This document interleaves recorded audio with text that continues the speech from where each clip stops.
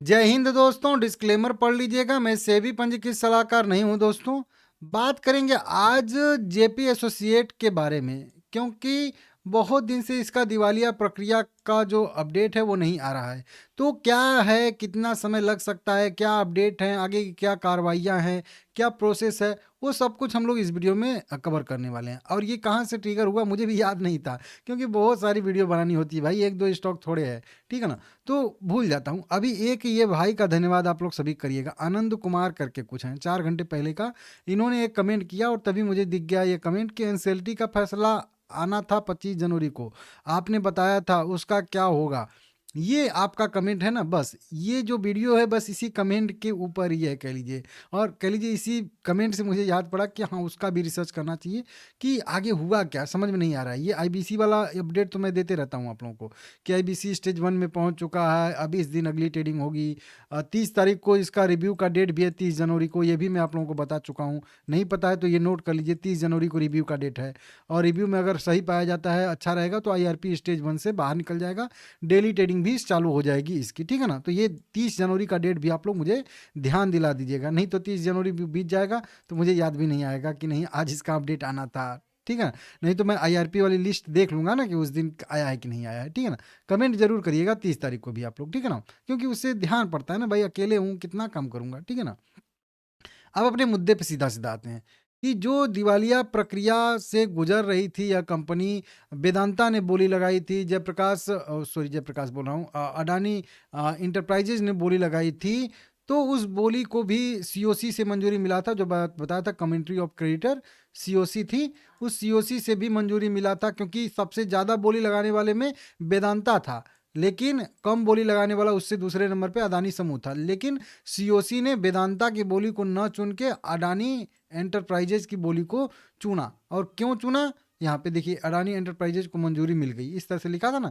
ये नवंबर का ही अपडेट है, और उसी नवंबर के बाद से कोई अपडेट आ ही नहीं रहा। नवंबर पूरा बीत गया, दिसंबर बीत गया, और जनवरी बीतने बीतने वाला, मतलब 2.5 महीने से कुछ खबर ही नहीं है कि हो क्या रहा है, समझ रहे हो।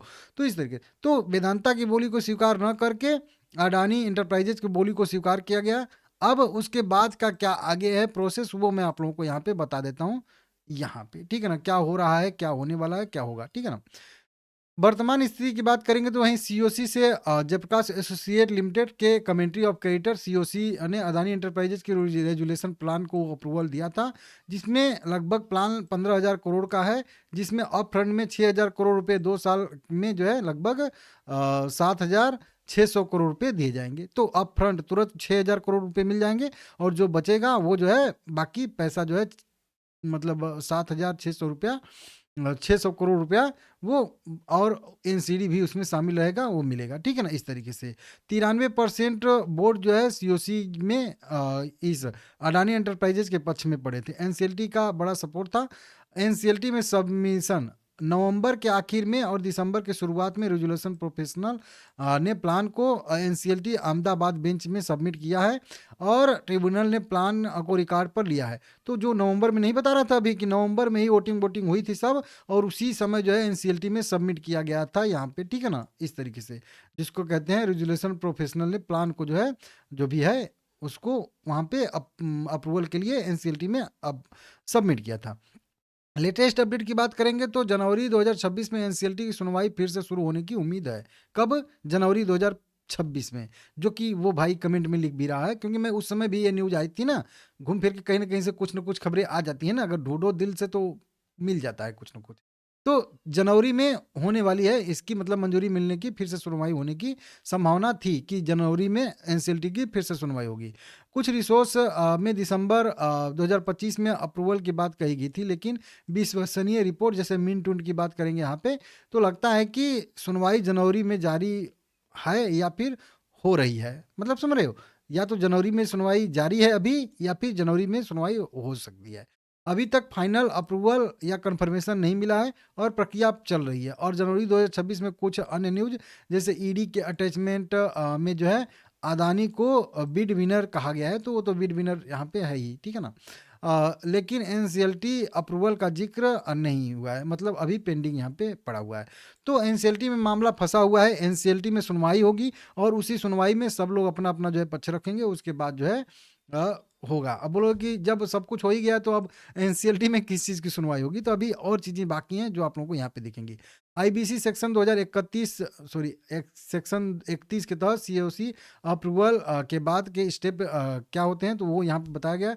सबसे पहले तो वहीं resolution professional RP approved plan को एनसीएलटी में फाइल किया था, जो कि हो चुका है। वही नवंबर में ही ये चीज़ हो चुका है। मतलब रेजुलेशन प्रोफेशनल जो होते हैं, आरपी जिसको कहते हैं, वो एक अप्रूव्ड प्लान को जो है बनाते हैं और उसको एनसीएलटी में फाइल करते हैं, जो कि वही नवंबर में बात हो रही है कि नवंबर में या दिसंबर में हो चुका होगा, फाइल कर दिया गया होगा। अब उसके बाद एनसीएलटी उसी प्लान को रिव्यू करेगा, जांचेगा, परखेगा, जो भी रूल रेगुलेशन है आईबीसी के नियमों के तहत उसको मैच करेगा कि कहीं पे कुछ दिक्कत मतलब परेशानी तो नहीं ना है। ऐसा नहीं है ना कि कोई कहीं से डेट कंपनी लिया है या कहीं कुछ बकाया वकाया है ऐसे वैसे, कि कंपनी बिक गई और बाद में वो अब व्यक्ति आके क्लेम करना शुरू कर दिया कि मेरा भी था, चाहे तो ये मेरा ऐसे था, वो मेरा वैसे था, तो फिर दिक्कत हो जाए ना। अब कंपनी एक दूसरे को बिक गई, अब उसके बाद सब पैसा बढ़ गया, तो फिर कोई बाद में अगर आ गया या कोई ऐसा रूल रेगुलेशन हो गया, कहीं टैक्स बकाया बच गया था कुछ, मतलब बहुत सारी चीज़ें होती है ना एक कंपनी में, कि कुछ देनदारियां कहीं और बच गई तो वो मांगने आ गए बाद में, तो ये सब होता है। तो उसमें वही जो है मैच करता है, देखता है कि फेयर स्टेट ड्यूटी कुछ करके है, कंप्लायंस, इनकम टैक्स, या फिर से भी इस तरीके से कोई ऑब्जेक्शन, डिसेंटिंग क्रेडिटर या अन्य पार्टी कोई ऑब्जेक्शन तो नहीं आ जाता ना, कि रेजुलेशन पास कर दिया और कोई और बाद में आ गया पैसा मांगने ऑब्जेक्शन, तो कोई किसी को ऑब्जेक्शन है तो पहले ही जाके वहाँ पे दर्ज करा दे, ठीक है ना। ये सारी की सारी चीज़ों के लिए समय लगता है, टाइम लगता है, ठीक है ना, सुनवाई होती है। तो फिर अप्रूव या रिजेक्ट, उसके बाद जब एनसीएलटी रिव्यू कर लेता है तो फिर या तो अप्रूव करता है या तो रिजेक्ट कर देता है उसको। अगर एनसीएलटी अप्रूव करता है तो अप्रूवल के बाद प्लान बाइंडिंग हो जाता है और अडानी को उनके एसेट को कंट्रोल करने के लिए ट्रांसफ़र कर दिया जाता है, उनको एलओए ओले इस तरीके से मतलब जारी कर दिया जाता है, उनको अधिकार दे दिया जाता है। तो अगर अप्रूव होगा तो सीधा सीधा जो है अडानी एंटरप्राइजेज को इनके सारे के सारे जो भी एसेट हैं ट्रांसफ़र कर दिए जाएंगे, और जो भी इनको 6,000 करोड़ रुपया अप फ्रंट देना है वो दे देंगे, और जो बचा रहेगा 7,200 करोड़, वो जो है 2 साल में धीरे धीरे करके वो देंगे, जो भी उस प्लान में रहेगा, एक एक साल पे दे देंगे या 3-3 महीने पे देंगे, 6-6 महीने पे देंगे, जैसा भी होगा उसमें, ठीक है ना। तो उस तरीके से उसमें बताया जाएगा, तो वो चीज़ हो जाएगा। अब अगर नहीं होता है तो ठीक है ना, अदानी को दिया जाएगा, लेकिन अगर रिजेक्ट हुआ तो नई बिडिंग का या फिर लिक्विडेशन भी हो सकता है।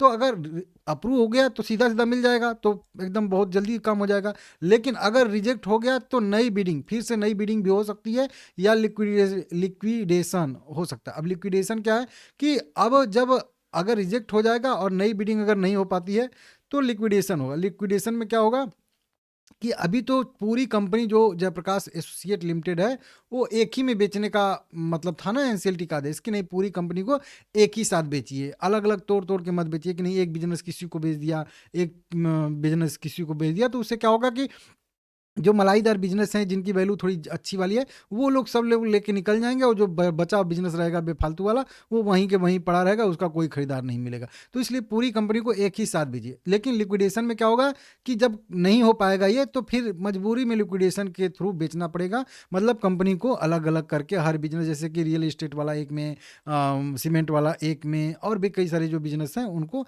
एक एक अलग अलग करके जो है बेचा जाएगा, तो लिक्विडेशन में यहाँ पे कंपनी चली जाएगी, ठीक है ना। तो वहां तक तो जाने की संभावना अभी तो नहीं दिख रही है, अप्रूवल मिल जाना चाहिए, थोड़ा सा देर सबेर लेकिन मिल जाएगा, ठीक है ना। तो ये तीन चीजें आगे होने वाली हैं, या तो अप्रूवल मिलेगा या रिजेक्ट होगा, रिजेक्ट होगा तो या तो फिर नई बिडिंग शुरू होगी या लिक्विडेशन होगा, ठीक है ना। तो ये तीन चीजें की संभावना अभी आगे है, सबसे मेन संभावना वही है कि अप्रूवल मिल जाएगा, रिजेक्ट होगा तो फिर दिक्कत होगा और ज़्यादा टाइम भी लगेगा। अगर रिजेक्ट होता है तो अप्रूवल के लिए भी मतलब 30 दिन के लिए, मतलब 30 दिनों में कोई पार्टी एनसीएलटी ट्रिब्यूनल लो अपीलेट में जो है अपील कर सकती है, तो अपील करने का भी एक मौका उन लोगों को 30 दिन के अंदर और भी मिलेगा। तो इस तरीके से यहाँ पे अपडेट आएगा। कितना समय लगेगा, क्या समय रहेगा, क्या पीरियड रहने वाला है, तो यहाँ पे बताया जा रहा है कि आईबीसी में एनसीएलटी के प्लान सबमिट मिशन के जो है से 30 दिन में डिसाइड करने का टारगेट है, लेकिन प्रैक्टिस में 1 से 3 महीने या ज़्यादा समय लग सकते हैं। कम्प्लेक्स केस में अगर देखेंगे तो डिले और ऑब्जेक्शन अतिरिक्त हेयरिंग भी हो सकती है, कोई ऑब्जेक्शन आ गया, कोई और अतिरिक्त कोई चीज़ें आ गई, तो उसमें भी सुनवाई करने में तो टाइम लगेगा ना भाई। अब वो एकदम केवल जेल के लिए थोड़े बैठेंगे, नहीं आओ भाई जो जो है बस बस आज करते हैं, एक भी अगर कोई ऑब्जेक्शन आ गया तो 2-4 महीना फिर मतलब टरक गया, ठीक है ना। तो सीओसी अप्रूवल के बाद 2 से 3 महीना मतलब नवंबर में हुआ था, तो लगभग जनवरी में हेयरिंग हो सकती है। तो फाइनल ऑर्डर आने में लगभग फरवरी से मार्च तक का समय लग सकता है, अगर कोई बाधा न आए हो तो फिर, ठीक है ना। अगर अपील हुई तो फिर 6 से 12 महीना फिर से भी मतलब लग सकता है, क्योंकि जितना ऑब्जेक्शन आएगा, जितना होगा और ज़्यादा समय लगेगा उसमें, ठीक है ना।